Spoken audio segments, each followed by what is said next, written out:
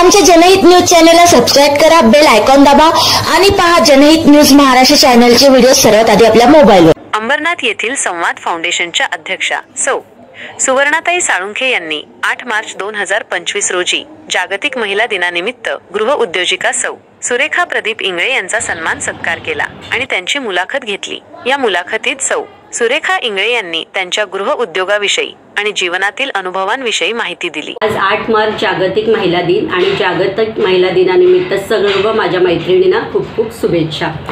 संवाद फाउंडेशन तर्फे दरवर्षी जागतिक महिला दिनानिमित्त समाजातील वेगवेगळ्या क्षेत्रात वेगवेगळं काम करणाऱ्या महिलांची मुलाखत घेतली जाते। तर आपण एका वर्षी आपण अंध विद्यार्थी नैना पाटणकर हिची मुलाखत घेतली होती, तसंच माजी सैनिक वीरपत्नी रुपाली मदने हिची मुलाखत घेतली होती आणि आज आपल्या संवाद फाउंडेशनच्या कार्यालयात सौ सुरेखा प्रदीप इंगळे ह्या आलेले आहेत, तर त्यांची आज आपण मुलाखत घेणार आहे। आपण बघतो की देवीची अनेक रूप आहेत, लक्ष्मी, सरस्वती, महाकाली आणि पाहिजे तेव्हा ती दुर्गेचंही रूप धारण करते आणि तसंच ती अन्नपूर्णाही होते। आपलं तहान भागवण्यासाठी पोट भरण्यासाठी ती अन्नपूर्णेचंही रूप घेते। तर त्याच एक अन्नपूर्णेला आपण इथे बोलवलेलं आहे।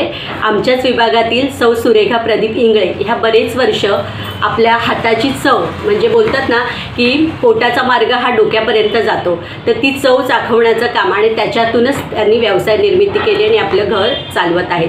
तर आपण जाणून घेऊया त्यांच्याविषयी।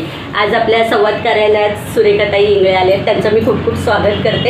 तर सुरेखाताई, तुमच्या बालपणाविषयी मला विचारायचं आहे की तुमचं बालपण कसं होतं? बालपण माझं खूप छान गेलंय तसं, कारण मी माझ्या माहेरी ना मुलगीच नव्हती, 3 पिढ्या मुलगी नव्हती आणि 3ऱ्या पिढीतली मी, तर त्याच्यामुळे माझं बालपण खूप सुंदर गेलं। त्याच्या कोण कोण तुमच्या घरात? माझे 4 भाऊ, 3 भाऊ आहेत आणि मी एक आहे। माझे आई वडील, आजी होती एक, म्हणजे 3 पिढ्यानंतर एक अन्नपूर्णेने जन्म घेतला तुमच्या घरामध्ये। तर काही आपण असं काही शिकलेलं असतं उपजत गुण की ते आपल्या माहेरकडूनच आलेलं पाहिजे आणि बऱ्याच वेळा असं होतं की स्त्रीचं लग्न झालं ना की तिला माहेराविषयी विचारलंच जातं आणि तिच्या माहेराविषयी जेव्हा विचारलं जातं तेव्हा एक वेगळा आनंद असतो, तर तो तुमच्या चेहऱ्यावर दिसतो। तर आज तुम्ही ह्या क्षेत्रात काम करत असताना तुमचं शिक्षण किती झालं? माझं 12वी झालं, त्याच्यानंतर मग लग्न झालं आणि मग तुम्ही आता जे हे करता म्हणजे वेगवेगळं व्यंजन बनवणं, भाकरी, कण्याची भाकरी, फराळ बनवणं दिवाळीचा, तर ही आवड तुम्हाला कशी निर्माण झाली? हे आवड निर्माण झाली म्हटल्यापेक्षा आमच्यावर तशी परिस्थिती आली। म्हणजे माझ्या मिस्टरांची नोकरी केली, NRC मध्ये कामाला होते ते। नोकरी केल्यानंतर मग मला असे माझे जवळचे जे होते ना मैत्रिणी वगैरे, त्या मला सगळ्या अशा सजेशन द्यायला लागल्या की तुझ्या हातामध्ये अशी कला आहे तर तू ते काहीतरी कर ना, नोकरी नाही तर। मग मी एक पदार्थ मी अगदी म्हणजे 100 ग्रॅमच्या पॅकेटपासून सुरुवात केलेली आहे। आता अक्षरशः माझं किलो नाही 5 किलोनी जातं, 10 किलोनी जातं, असं म्हणजे अशी मी सुरुवात केलेली। तर मग आता त्याच्यामध्ये तुम्ही काय काय बनवता साधारण? आत्ता म्हणजे भरपूर ॲटम असतात माझ्याकडे, पुरणपोळी, ज्वारीची भाकरी, कण्याची भाकरी, चपात्या आणि प्लस जेवण पण बनवून देते, डबे वगैरे असतात आणि सगळे आपले स्नॅक पदार्थ ते पण बनवते, दिवाळीचं फराळ वगैरे सगळं, लाडू सगळ्या प्रकारचे असतात। नाही म्हणजे मी जेव्हा दिवाळीला तुमच्या घरी येते तेव्हा बरेच म्हणजे तुमचं घर पूर्ण दिवाळीच्या फराळाने भरलेलं असतं। हा तर तुमचा फराळ कुठे कुठे जातो?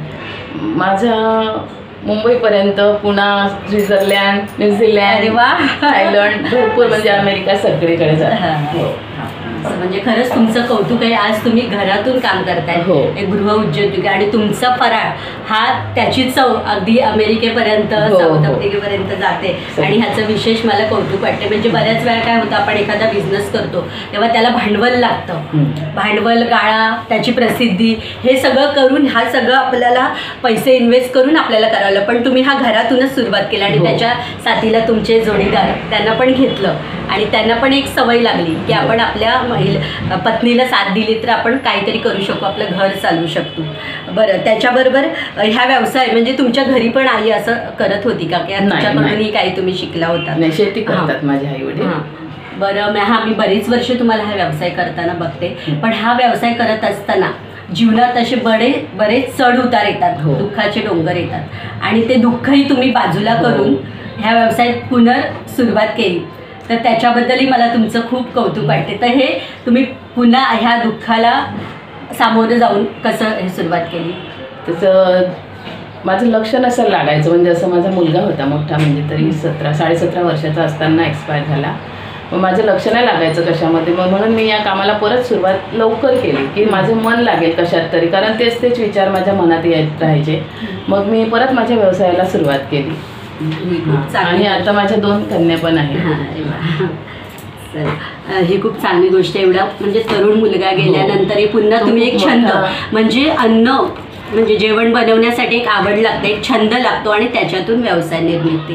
तर हे काम तुम्ही बऱ्याच वर्ष करताय. त्याच्यानंतर तुम्हाला ह्याच्या व्यतिरिक्त कशामध्ये आवड आहे? मला तशी गायनामध्ये पण आवड आहे. तशी गेली असती त्याच्यामध्ये तर त्याच्यामध्ये असंच मी पुढे गेली असती, पण परिस्थितीनुसार नाही जाऊ शकले. म्हणजे बघा, महिलांनी जर मनात आणलं तर तेही ती करू शकते. ते जर फक्त तिने मनात आणण्याचा अवकाश असतो तर तेही त्यांनी केलं असतं. पण काही परिस्थिती ज्या त्यांना अन्नपूर्णेच्या व्यवसायात घेऊन गेल्या आणि तिथे त्या अगदी सफल आहेत. त्याच्यावर त्यांचं आज पूर्ण घर चालतंय, उदरनिर्वाह चालतोय. तर मला एकच बोलायला लागेल की हे काम करत असताना म्हणजे समाजात तुम्हाला असे काही अनुभव आले? अनुभव म्हणजे येतातच तसे थोडेफार तर येतातच. कोणी काही म्हणतं तर कोणी काय म्हणतं. आता मुलगा गेल्यावर मी तसं लगेच सुरुवात केली ना या कामाला. तर काही लोकांचं असं म्हणणं आताच मुलगा गेला लगेच सुरुवात केली असं. पण तरी मी सगळं अगदी सहन करून मी खंबीर उभी राहिली, कारण माझ्या मिस्टरांची नोकरी गेलेली. तर आमची परिस्थिती अशी होती की मला केल्याशिवाय पर्याय नव्हता. म्हणून मी ते खूप म्हणजे अगदी हृदयावर दगड म्हणतो ना आपण, छातीवर दगड ठेवून तसं मी केलं. खूप चांगलं केलं. म्हणजे आपण बघतो ना, आपण समाजात जेव्हा वावरत असतो तेव्हा आपल्याला सल्ला देणारी लोक खूप असतात आणि मागे खेचणारी लोक बरीच असतात आणि आपल्याला पुढे पाठवणारी लोक खूप कमी असतात. तर त्याच्यातूनही तुम्ही मार्ग काढून पुढे गेलात आणि पुन्हा ह्या बिझनेसमध्ये आलात. त्याच्याबद्दल तुमचं खूप खूप कौतुक करते. तर आज महिला दिन आहे, जागतिक महिला दिन. त्याच्याविषयी तुम्ही इतर महिलांना काय संदेश द्याल? मी तर एकच सांगेल महिलांना की बाबा, मी जशी दुःखातून पुढे येऊन जशी मी उभी आहे, माझ्या मिस्टरांना साथ देते, तसंच तुम्हीही तुमच्या पायावर उभ्या राहा आणि आपल्या परिवाराला साथ द्या. बरोबर. आणि मला एवढंच वाटतं की स्त्री खरी सक्षम केव्हा असते, जेव्हा ती अर्थ म्हणजे पैसा कमवायला लागते, तेव्हा ती डिसिजन घेऊ शकते, ती विचार करू शकते. एखादा निर्णय घ्यायचा असेल तर ती निर्णय घेऊ शकते. म्हणून स्त्री शिक्षणाबरोबरही सक्षम झाली पाहिजे, आर्थिकदृष्ट्या सक्षम झाली पाहिजे. जसं पहिलं बोललं जायचं की जिच्या हातात पाळण्याची दोरी ती अख्ख्या जगाला उद्धारी, पण जिच्या हातात कला आणि शिक्षण आहे ती अख्खं जगाला गवसणी घालते असं मला म्हणावं असं वाटतं. आणि तसंच आपण स्त्रीची विविध रूपं बघितली. आपण म्हणतो ना की ज्याने स्त्रीचं मातृत्व ओळखलं तो जिजाऊचा शिवबा झाला, ज्याने स्त्रीचं पत्नीत्व ओळखलं तो सीतेचा राम झाला, आणि ज्याचे स्त्रीनं मैत्रीत्व ओळखलं तो राधेचा श्याम झाला, आणि ज्याने स्त्रीचं बहिणीत्व ओळखलं तो मुक्ताईचा ज्ञाना झाला. आणि म्हणजे स्त्रीची ही विविध रूपं फक्त ती ओळखता आली पाहिजे. आणि प्रत्येक स्त्री पुढे जाण्यासाठी साथ देणारा तिचा भक्कम पती तिच्या मागे असतो, एक पुरुष मागे असतो. तर त्यांचं पण मी खूप खूप कौतुक करते, कारण त्याच्याशिवाय महिला पुढेच जाऊ शकत नाही. जसं एखाद्या पुरुषाला पुढे जाण्यासाठी महिलेची साथ लागते घरातून, तसंच एक स्त्री पुढे जाण्यासाठी पुरुषाची, त्याच्या पतीची साथ लागते. आणि ती त्यांच्या सदैव मागे आहे आणि अशीच त्यांच्या मागे राहावं आणि अशीच उंच भरारी त्यांनी जो व्यवसाय करत आहे त्याच्यात घ्यावी. तसंच आमचे उपमुख्यमंत्री एकनाथजी शिंदे साहेब हे स्त्रियांना सक्षम करण्यासाठी विविध योजना राबवत असतात, तर त्यांचेही मी खूप धन्यवाद मानते. तसेच कल्याण लोकसभेचे खासदार डॉक्टर श्रीकांतजी शिंदे हेही महिलांना उद्योग व्यवसाय देण्यासाठी खूप झटत असतात, त्यांचेही मी खूप धन्यवाद मानते. आणि स्थानिक आमचे आमदार डॉक्टर बालाजी किणीकर शिवसेने यांच्याकडून ही बऱ्याच महिलांसाठी कार्यक्रम केले जातात आणि त्यांचे पण मी खूप धन्यवाद मानते. आणि तसेच आमचे स्थानिक नगरसेवक सुभाषजी साळुंके ज्यांच्यामुळे मी आज तुमच्याकडे बोलू शकते, त्यांनी मला जो पाठिंबा दिला मला हे उभं करण्यासाठी, बोलण्यासाठी. म्हणजे जेव्हा माझं पहिलं भाषण होतं तेव्हा मला एवढा आत्मविश्वास नव्हता, पण ते मला बोलायचं तू करू शकशील, तू बोल. आणि असं मी जेव्हा बोलायला लागली आता मला त्यांना कधी कधी थांबवावं लागतं आणि मी बोलत राहते असं वाटतं. तर असे पुरुष खूप कमी असतात समाजात की आपल्याच महिलांना पुढे पाठवणं. तर असं प्रत्येक घरात व्हावं की आपल्या आईमध्ये, आपल्या बहिणीमध्ये जी कला आहे ती कला विकसित व्हावी आणि त्याचं व्यवसायात रूपांतर व्हावं एवढीच मी सगळ्यांना हे करते. आणि आत्ता ह्या 8 मार्च महिला दिनानिमित्त मी सर्व महिलांना आर्थिक आणि सक्षम होण्यासाठी खूप खूप शुभेच्छा देते. आज आपल्या संवाद कार्यालयात या सुरेखाताई इंगळे आल्यात, तर त्यांचं मी संवाद फाउंडेशनतर्फे शिवसेना परिवाराकडून खूप खूप अभिनंदन करते, आभार व्यक्त करते. आणि त्यांची मुलाखत इतर महिलांना प्रेरणा देऊन जाईल.